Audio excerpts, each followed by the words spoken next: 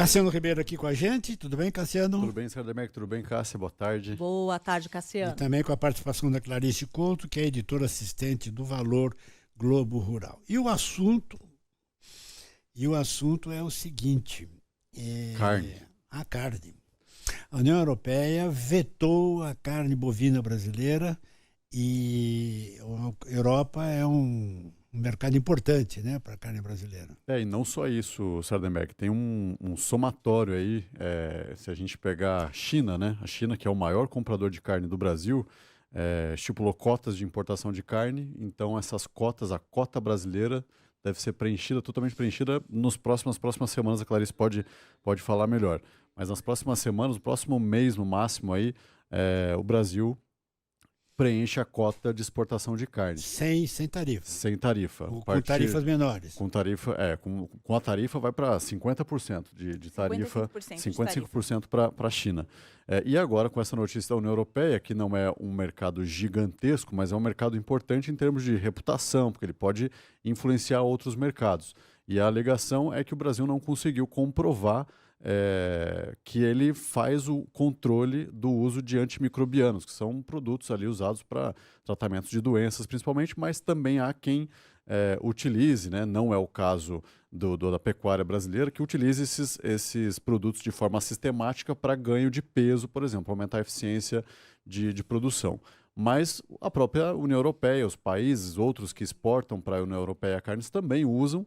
A diferença é que o Brasil não conseguiu comprovar como ele controla o uso disso, porque existe uma série de exigências ali para esse produto ser usado. Uma carência entre você aplicar e abater o animal, a carência entre você aplicar uma dose e aplicar outra dose. O Brasil não conseguiu comprovar isso e teve uma informação até de quando a missão deles veio para cá, de que eles conseguiram encontrar facilmente esses produtos sendo comercializados, e essa foi uma das alegações.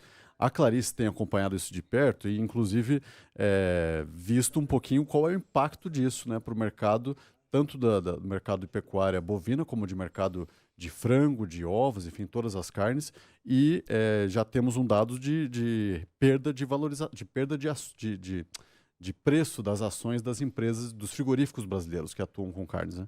Isso. Ontem as ações de MBRF, né, que são as donas da dona da Marfrig e da BRF, a ação da Minerva também caiu bastante aqui no Brasil, operaram no negativo a maior parte do dia. As BDRs, que são os recibos das ações da JBS, que são negociadas lá fora e que são, né, comercializadas, negociadas aqui no Brasil, também caíram bastante. Depois, no final do pregão, já diminuíram. Eu conversei com alguns analistas, né, e eles viram que sim, né, isso era um efeito da decisão da União Europeia, ainda que para essas empresas existam opções, né, para você eventualmente pegar aqueles volumes que eram enviados para a União Europeia, destinar para o mercado interno, mas há uma preocupação. Um analista comentou uma coisa que é interessante para mim. Ele falou: é um ano ruim para carne, especialmente a carne bovina, né, porque você tem uma conjunção de fatores, você tem a própria cota da China, como o Cassiano comentou, que está para se esgotar. Então, ninguém sabe exatamente se o Brasil vai continuar exportando para a China ou não depois que essa cota se esgotar em julho, porque torna muito mais cara a carne brasileira. Você tem agora a União Europeia, você já tinha Estados Unidos a todo momento ameaçando impor ou não restrições.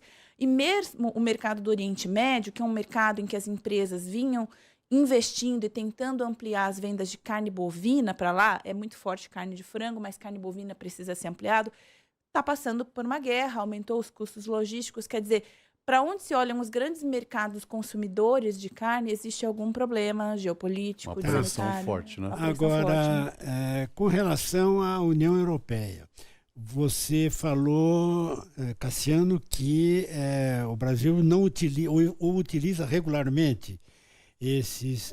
São antibióticos, né? São produtos para tratar doenças dos animais. Assim, só que pode causar uma resistência, dependendo de quanto você usa, de como é usado isso, enfim. Tá certo. Agora, o que você está nos dizendo é que na pecuária brasileira é tomado esse cuidado, mas que o governo brasileiro não conseguiu demonstrar isso. Exatamente. A questão da União Europeia é como o Brasil controla isso, como o Brasil controla e como ele comprova esse controle. Então, essa é a grande questão, que agora o governo, aí, o presidente e vice-presidente Geraldo Alckmin disse ontem, até lá numa feira na Bahia, que o governo está fazendo todo o esforço ali com o Ministério da Agricultura, Ministério de Desenvolvimento, Indústria, para comprovar, para ver como que se comprova isso. E é uma questão que não é recente, né, Clarice? O pessoal já estava discutindo essa história do uso de antimicrobianos desde 2023.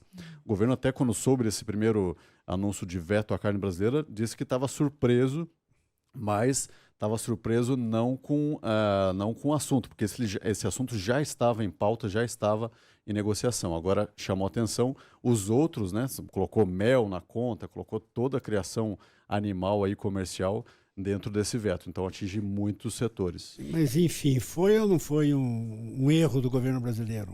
Olha, tem fontes em Brasília que comentam que houve um certo atraso do governo na reação, né? Existem essas regras, o país sabe desde outubro de 2024 que ele precisaria prestar contas e contar como ele faz a fiscalização. E até o momento não foi feito isso. Então, assim, o nosso repórter que fica em Brasília, que conversa bastante com fontes lá e que ouve as pessoas de lá, diz que há quem diga que sim, houve um atraso aí, ou para dizer, uma falha na negociação para comprovar isso. Ontem eu estava conversando com o presidente da associação que representa os exportadores de carne de frango e ele estava me contando que no caso do frango é uma questão processual. A União Europeia quer uma etapa adicional de fiscalização.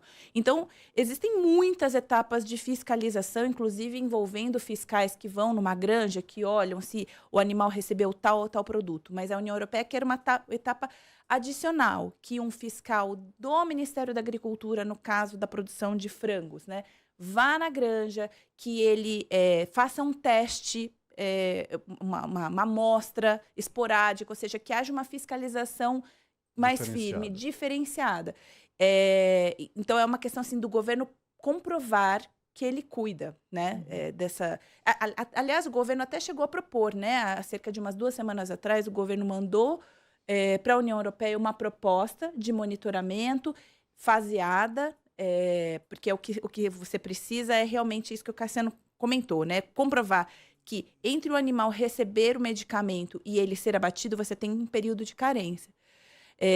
E o governo propôs que essa rastreabilidade ao longo de toda a vida do boi, por exemplo, que é abatido com 2 a 3 anos, que ela fosse até 2027, nos próximos anos. Se não me engano, 27.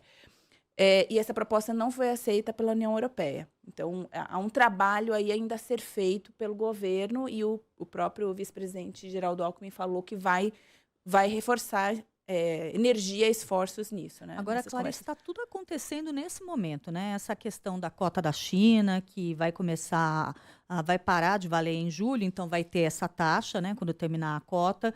Essa questão agora da União Europeia já deu tempo para os produtores pensarem em outros mercados para os quais podem ser destinada essa carne?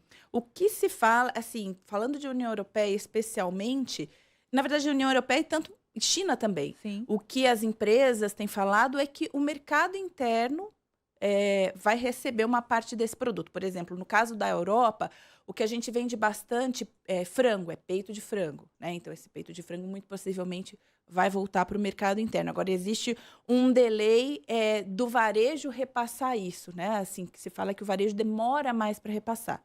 Mas vai ter um efeito no mercado interno, né? Por exemplo, a carne bovina, eventualmente, os frigoríficos vão desacelerar um pouco as compras, né? Ou eles ganhavam um prêmio pela carne bovina que era vendida para a União Europeia, o que se fala muito isso, né? No caso da carne bovina, o valor está no preço pago e menos no volume. Isso eventualmente vai ser repassado para o pecuarista, mas de modo geral, as indústrias, né? A gente está falando aqui dos grandes frigoríficos, eles vão conseguir aos poucos redirecionar esses volumes, né? Agora, no caso da China, o que se fala, não existe um mercado no mundo capaz de absorver o volume que a China compra da gente. Então, vai haver alguma pressão sobre demanda por gado, sobre os preços, etc. Tá certo. Situação complicada, a gente vai voltar ao assunto, vamos continuar acompanhando. Obrigado, Cassiano, obrigado, Clarice. Obrigada, valeu, Cássia. Obrigada, Cássia. Até semana.